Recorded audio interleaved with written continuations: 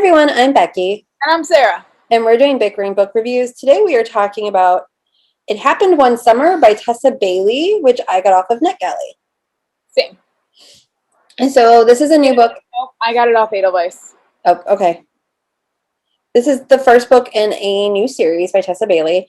And this book is about Piper. And Piper is the stepdaughter of a very wealthy movie producer. And Piper's job is basically to be, she's kind of really an influencer, but she's kind of like Paris Hilton, like pre-social media.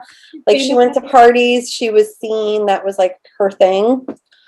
So this guy she's dating for 3 whole weeks breaks up with her and she's just devastated. So she gets a whole group of people to break into the hotel, into a hotel's pool, throws a huge party that involved fireworks and all sorts of stuff, and she gets arrested.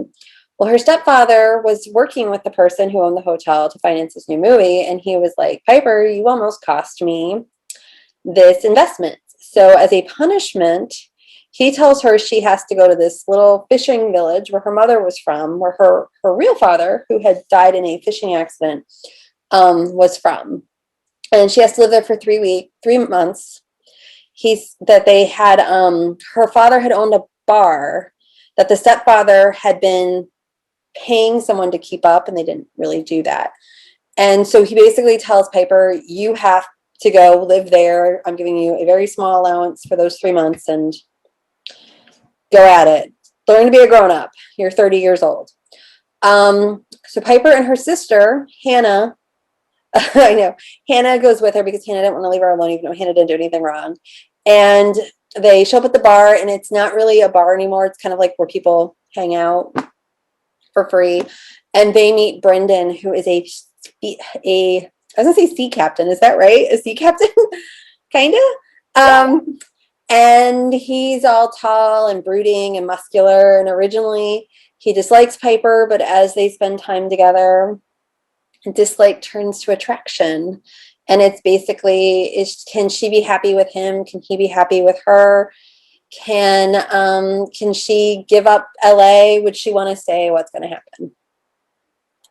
So basically this, and the author makes a note of it at the beginning, but basically this is a Schitt's Creek fanfic, like, for Alexis. So if you're familiar with the show, like, this is essentially Alexis's story.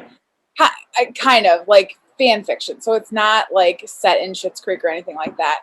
But I think because the character was similar to Alexis and like I had that frame of reference, I was waiting for like these zany characters in the town to come through, and that never happens. And I think I was kind of like a little sad because like what makes Schitt's Creek as awesome as it is all of the zany characters, and you just like don't get that with this.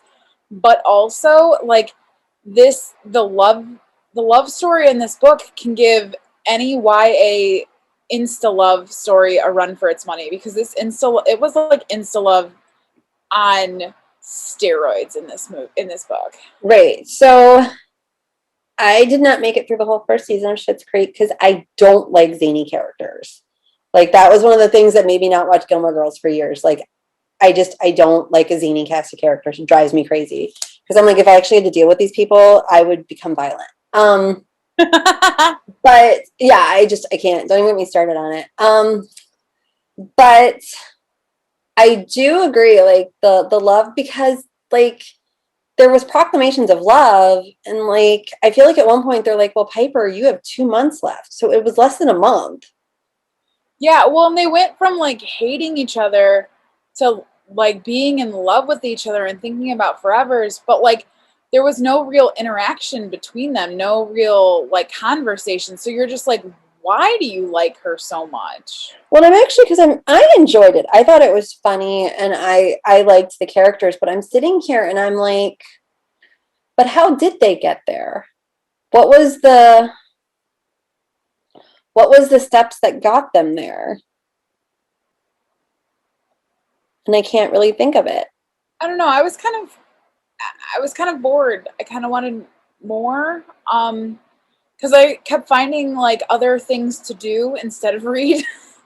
Like I was like, well, I'll wind this yarn ball, or like I'll finish this crochet project, and it's like know I need to be reading, but I'm like finding all of these like other things to do. Yeah. And I'm trying to think, like, other than the fact, like, I enjoyed like the fluffiness and Like the plot wasn't strong, the characters weren't strong, so there wasn't really anything to hold off on. The setting was semi like was probably the most interesting part of this book, I think. well, and I'm like sitting here thinking, I'm like, Piper's evolution happened very quickly. Like her growth to a different character, even though it wasn't fully done, Yeah. like there weren't a lot of catalysts for it.